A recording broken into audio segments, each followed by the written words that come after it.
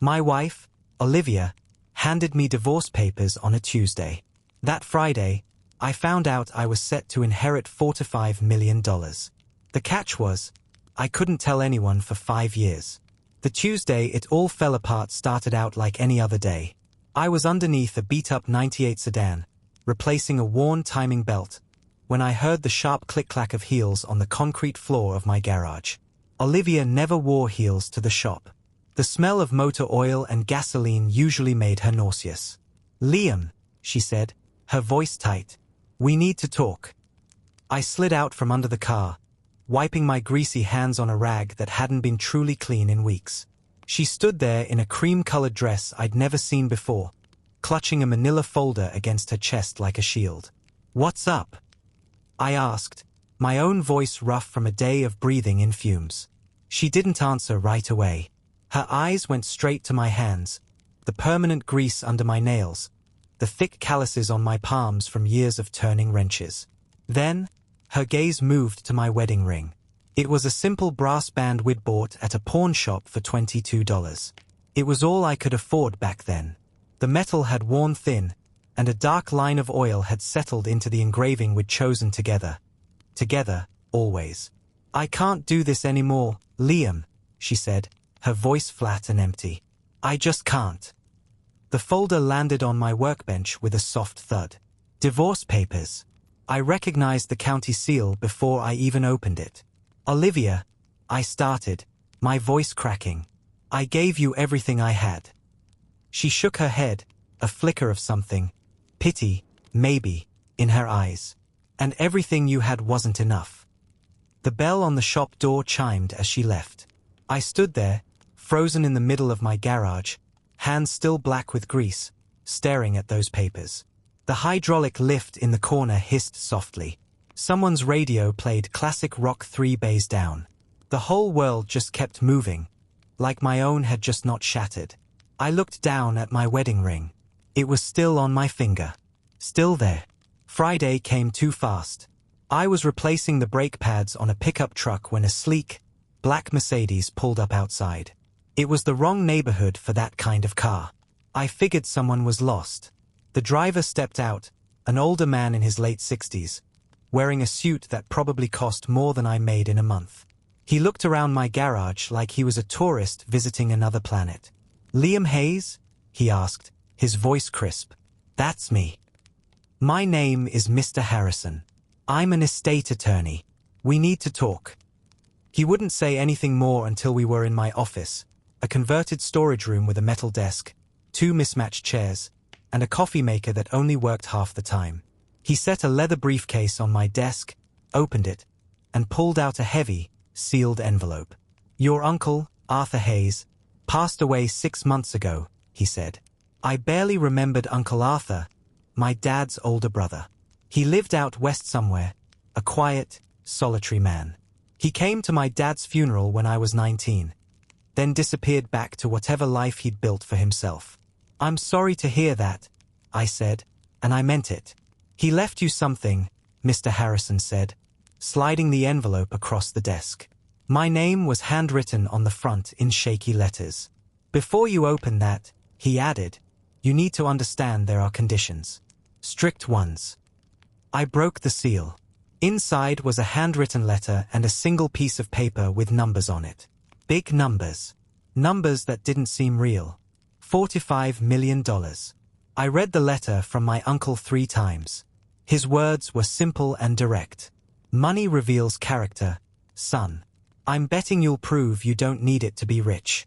For the next 5 years, you must live your life as if this fortune doesn't exist. No one can know.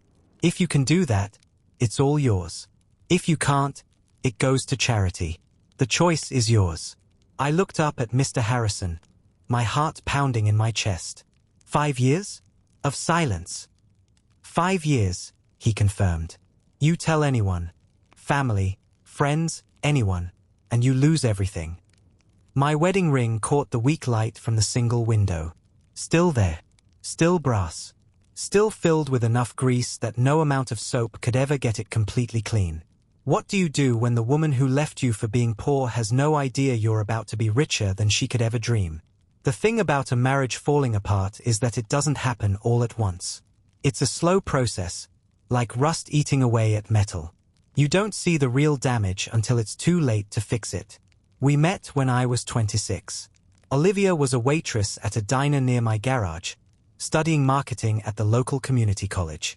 Her alternator died, and I fixed her car for free. The next day, she brought me a homemade apple pie. "You didn't have to do that," I'd said. "You didn't have to fix my car for free," she'd replied with a smile that lit up the whole room. We got married 2 years later. It was a small ceremony. Her parents didn't have much, and I was still paying off my dad's medical bills after he passed. We honeymooned at a state park 3 hours away. She said it was perfect. I believed her. Our daughter, Sophie, came along when Olivia was 29. From the moment she could talk, her favorite color was purple. For her first day of preschool, I bought her a little purple backpack. Olivia took 100 pictures that day. Those first few years, we were good. We were tired. Sure, I was working 60 hours a week, trying to build the garage into something that could support us. Olivia worked part-time and took care of Sophie, always talking about finishing her degree someday. But somewhere around Sophie's 5th birthday, things started to shift. Olivia started spending time with a new group of friends from her yoga studio. Women whose husbands were doctors, lawyers, finance guys. Women who drove the kinds of luxury cars I only ever saw when they came into my shop for service. I'd come home at 7, covered in grease and exhausted, and find her scrolling through Instagram. "Sarah's husband just bought her a Lexus," she'd say without looking up. "That's nice," I'd reply, scrubbing oil from under my nails at the kitchen sink. One night, I tried to do something special. I made my dad's famous chili, the one he used to make for us every Sunday. The recipe card was still in my toolbox, its edges worn and splattered with grease from years of being kept close. I spent 2 hours making it just right. I set the table and lit a candle. "What's all this?" Olivia asked when she got home. "Dinner," I said. "Thought we could use a night in." She took one bite. "It's good," she said, but she barely ate. She just pushed the chili around her bowl with her spoon and checked her phone twice. Sophie, on the other hand, ate 3 bowls. "Daddy, this is yummy," she'd said. The fights started small. A sigh here, a cutting comment there. Do we really have to keep shopping at discount stores? Sophie's friends are all going to private schools. I saw Katie's new kitchen. It has marble countertops. I tried to explain. The garage was doing okay, but not great. We had enough to get by, but there was never anything extra. "I bought you a ring and a promise," I said to her once, during a particularly bad fight. She looked down at the simple brass band on her own finger. "Promises don't pay for private school tuition, Liam." Sophie heard that one. She was 6, sitting at the kitchen table doing her homework. She looked up at us, her crayon frozen in mid-stroke. "Are you and Mommy fighting again?" "No, baby," I said, my heart breaking. "Just talking." But she knew. Kids always know. The courthouse smelled like floor wax and old paper. I sat on a wooden bench, staring at the scuff marks on my work boots. Olivia sat on the opposite side with her lawyer. She didn't look at me once. When they called us in, the judge read through the settlement like she was reading a grocery list. "Custody of the minor child to the petitioner," she droned. "The respondent will have visitation every other weekend." Every other weekend. 14 days a month where I wouldn't wake up to Sophie's voice, wouldn't make her breakfast, wouldn't read her bedtime stories. I wanted to scream, to fight for more, but Olivia's lawyer had made it clear. I couldn't provide the same stability, the same opportunities, the same life. I signed where they told me to sign. The apartment above my garage wasn't much. I'd used it for storage before. I spent a week clearing it out, painting the walls, and fixing a leaky faucet. I bought a bed, a table, and 2 chairs. That was it. On moving day, the last thing I carried upstairs was my toolbox. My dad's initials were stamped into the side. Inside the lid, I taped every drawing Sophie had ever made me. Crayon families with big smiles, purple suns, and green grass. The first drop-off was a Sunday.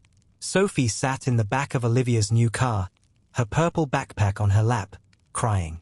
"Daddy, why can't you come home, too?" she sobbed, throwing her arms around my neck. "I'll see you on Saturday, baby. I promise." 5 days is too long, she whispered. "I know," I said, my voice thick. "I know it is." Olivia leaned over from the driver's seat. Her voice was cold. "Don't be late for the next pickup.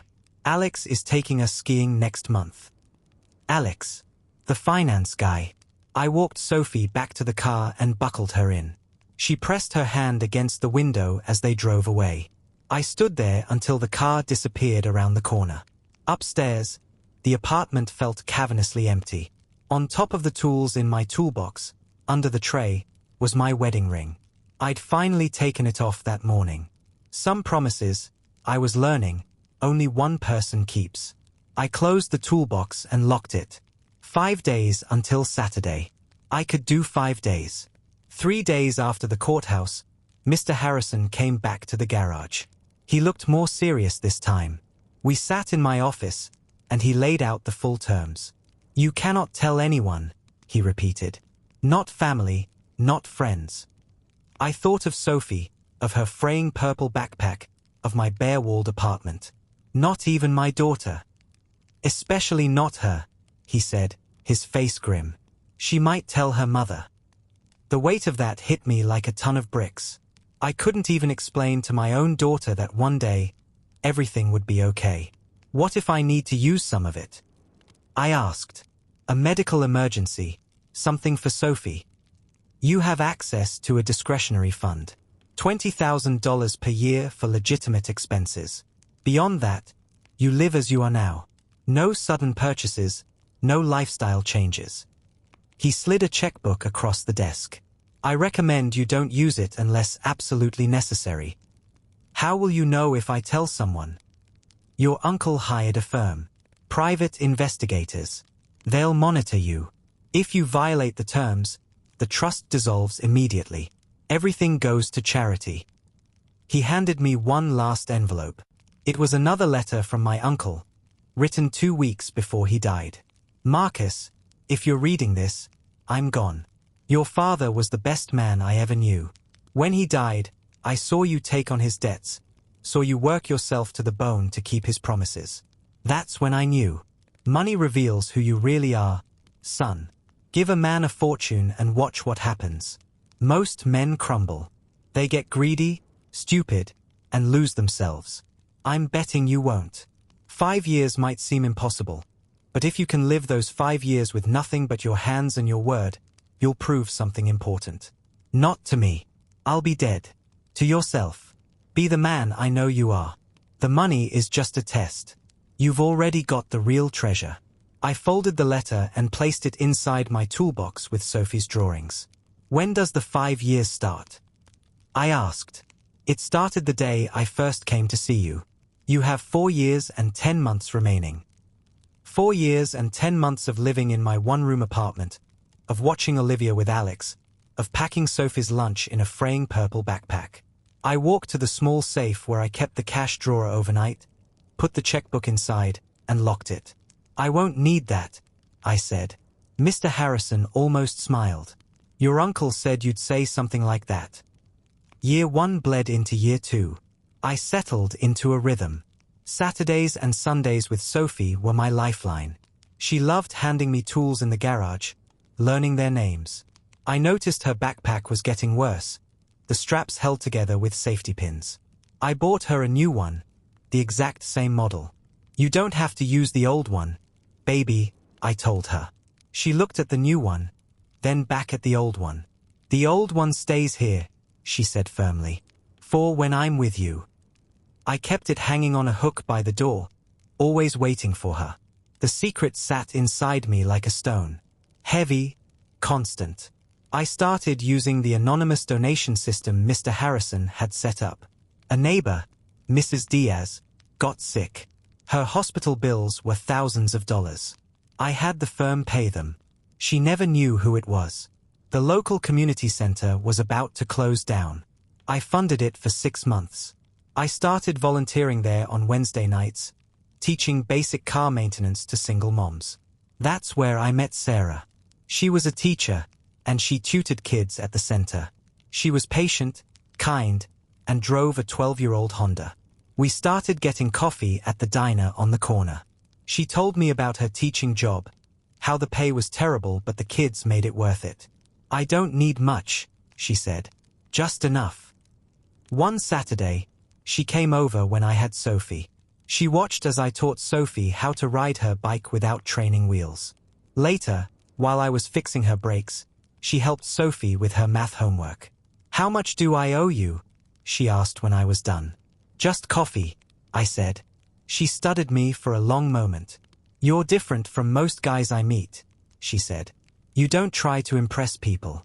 You just are. That night, after Sophie was asleep, we sat on the steps outside my apartment. Do you ever want more? She asked. A bigger place, a nicer truck. I thought about the secret locked in my safe. I have Sophie. I have work I'm good at. That's more than enough. The finish line was getting closer. 2 years left, then 1. Then, she showed up. 2 weeks before the 5-year mark. It was a Wednesday evening, and I was closing up the garage. A beat-up rental car pulled up. It was Olivia. She stepped out, no designer clothes, no makeup. She looked smaller, tired. Liam, she said, her voice cracking. Can we talk? Sophie got out of the passenger side. She didn't run to me like she usually did. Alex is gone, Olivia whispered. He was committing fraud. The FBI froze everything. The house, the accounts, all of it. I have nothing, Liam. We're staying in a motel. She started to sob. I was so stupid. I wanted the wrong things. She looked around the garage, at the life she had rejected. You were right, she said. You always were. I know I don't deserve it, but please, can you help me? I thought about the checkbook, about the $4 to $5 million that could solve all her problems. I could tell her right now. Watch her face crumble when she realized what she'd walked away from.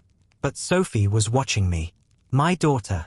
I'll fix your car, I said quietly. Free of charge.